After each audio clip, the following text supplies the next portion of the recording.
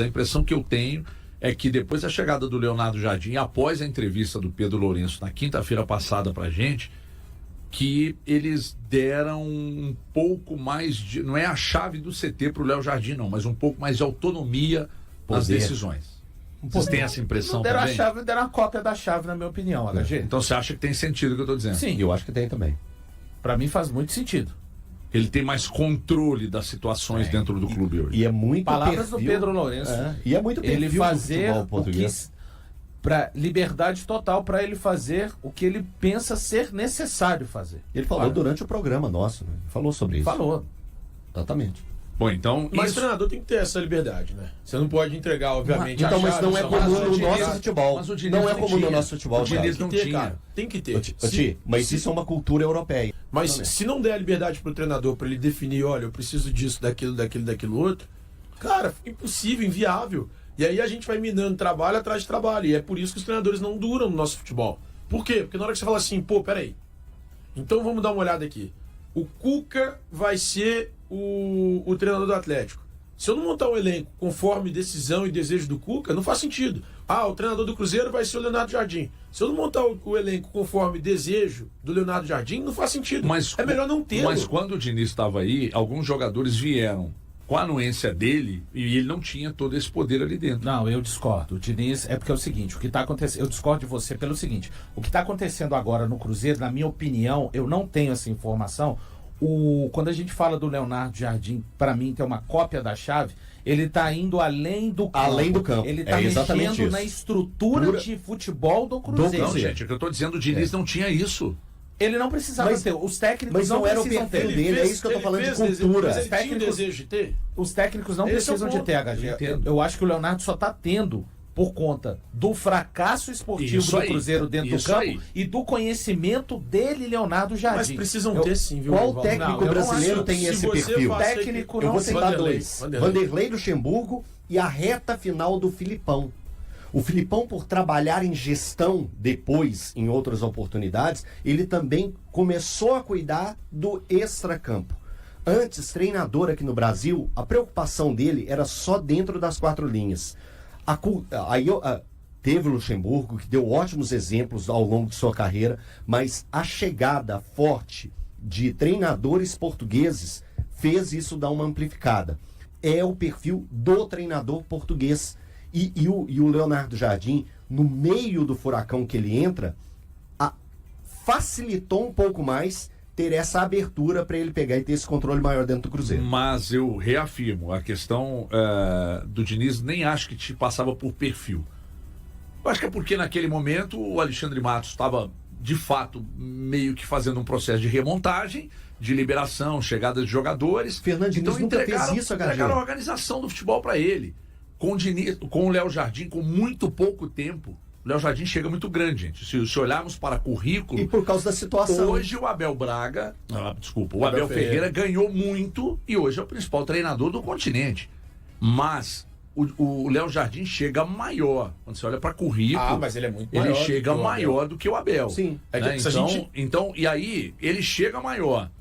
Pega o carona no que o Valor acabou de dizer, os fracassos até a chegada do Léo Jardim. E aí, por mais que não quiseram, inclusive eles diziam que não entregariam a chave do CT para algum treinador, eu acho que eles meio que entregaram.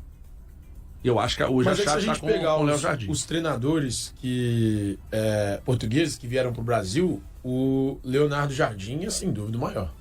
É o maior. Quando ele chega ao Brasil. Não o que eles se tornaram aqui no Brasil. Não dá para compará-lo com o Abel Ferreira. O que era o Abel antes do Palmeiras? Ninguém conhecia. Ninguém tinha a menor um noção jovem do que era professor treinador. O que era o próprio Jorge Jesus antes de chegar ao Flamengo era um bom treinador em Portugal. Em Portugal ele tinha ido muito bem. Mas e fora isso? A expectativa do Jorge Jesus era que ele conseguisse treinar fora de Portugal. E bem, e ele não tinha conseguido ainda. Aí você vem o Léo Jardim pro Cruzeiro. Ele já é campeão continental na Ásia. Ele é vice, ele é semifinalista de Champions League com o Mônaco. Ele revelou o Mbappé, ele revelou o Bernardo Silva. Ele subiu uma galera naquele time do Mônaco que, um monte de jogador bom. E passou todo mundo ali na mão dele.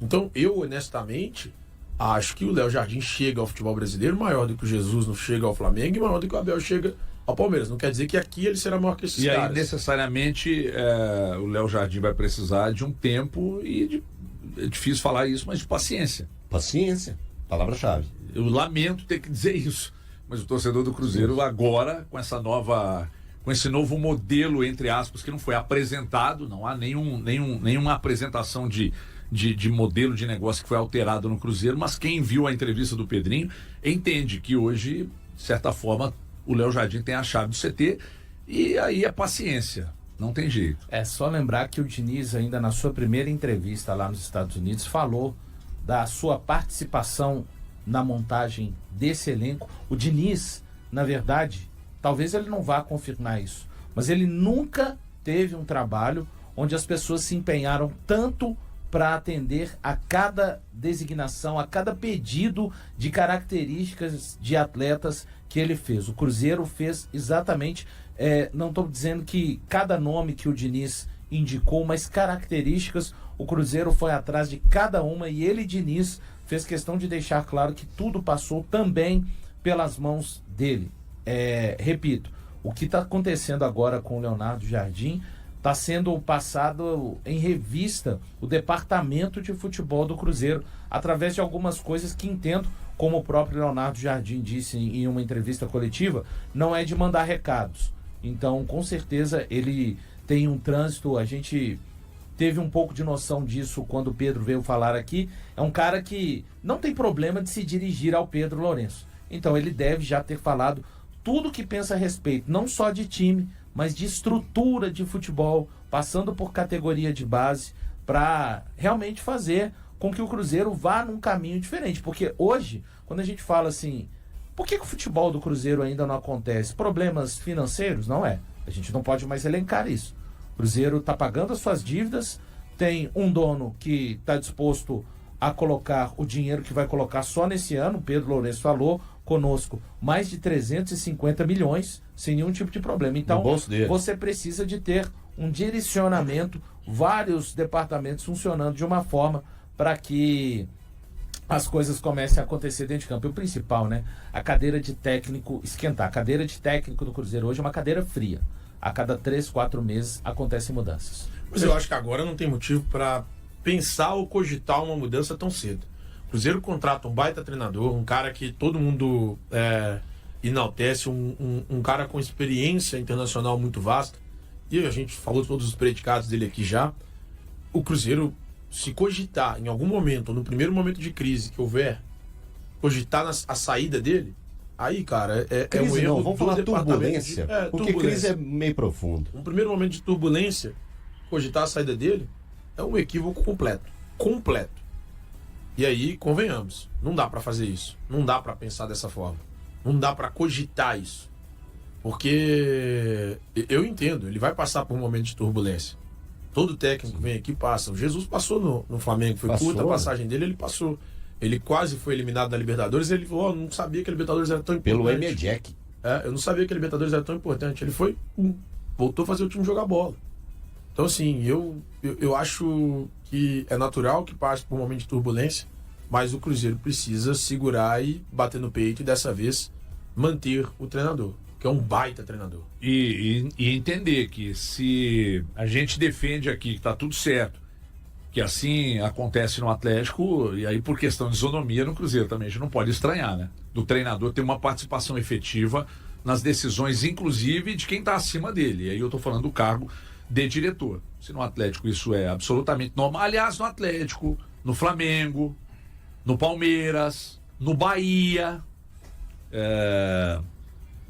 onde mais, hein? Que tem uma participação efetiva dos treinadores nas ações da direção de futebol. Esses aqui que eu citei, com certeza. O próprio Flamengo. Flamengo, eu citei Palmeiras, Atlético e Bahia. Bahia, Atlético.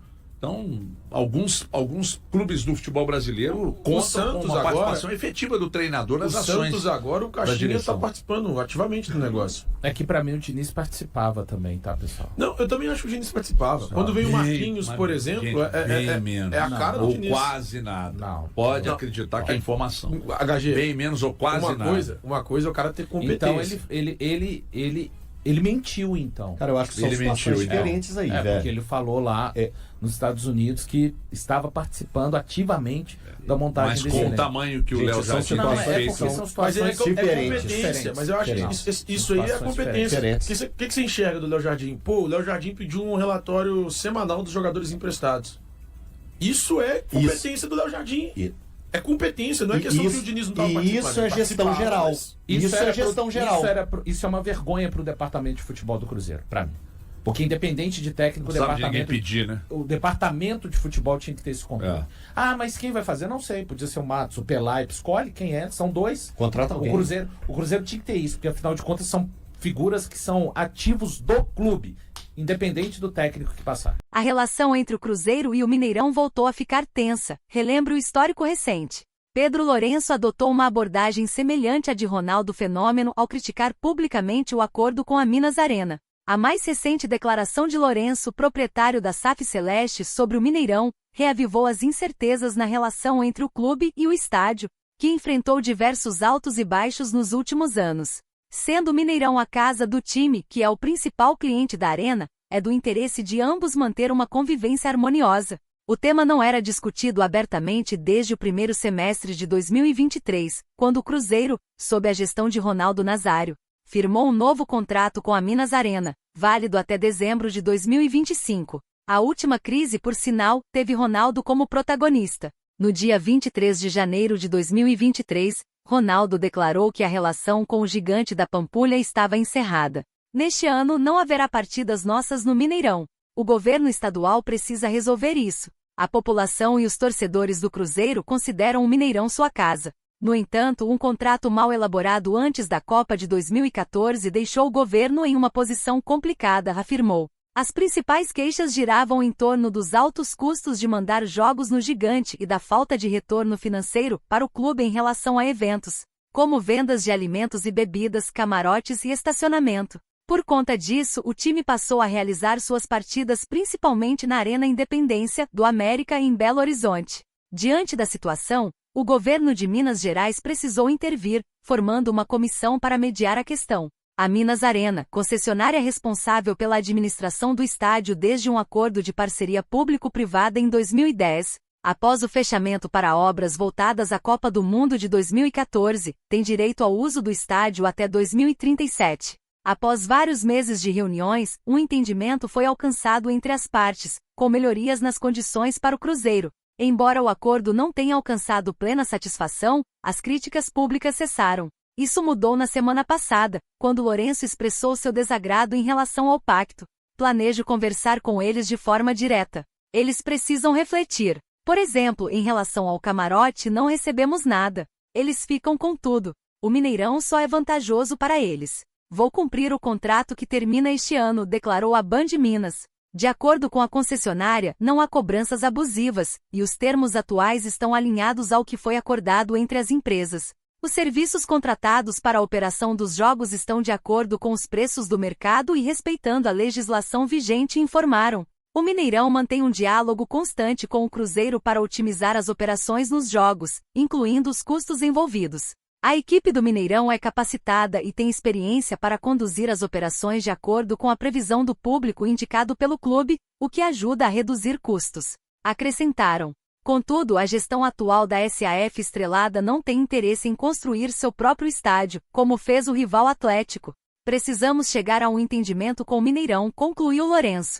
Ainda assim, segundo informações do Tempo Esportes, após a aquisição do clube por Lourenço, as conversas entre as partes se tornaram mais fluidas, devido à maior abertura do novo dirigente, que conseguiu estabelecer um diálogo direto com Samuel Lod, diretor do estádio até o início deste ano, algo que não ocorria com Ronaldo. E aí, galera? O que acharam? Deixem nos comentários. Não se esqueçam de deixar o like e de se inscreverem no canal e acionar o sininho para receber as notificações. Até mais, Nação Celeste! Vamos pra frente!